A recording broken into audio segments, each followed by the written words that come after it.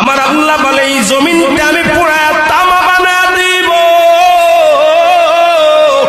এই জমিনের মধ্যে যত পানি আছে পানিগুলো আমি আল্লাহ পুরায়া ছাই বানায়া দিব। যেদিন কিচ্ছু বলতে কিচ্ছু থাকবে না, সেদিন থাকবে শুধু আমার আল্লাহ।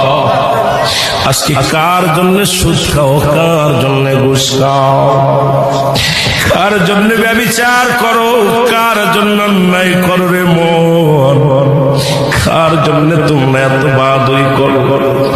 আরে আজকে একটা কথা বলতে গেলে কষ্ট হয়।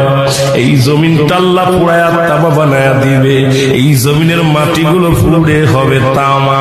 এই জমিনে যত পানি আছে পানিগুলো পুড়ে হবে ছাই।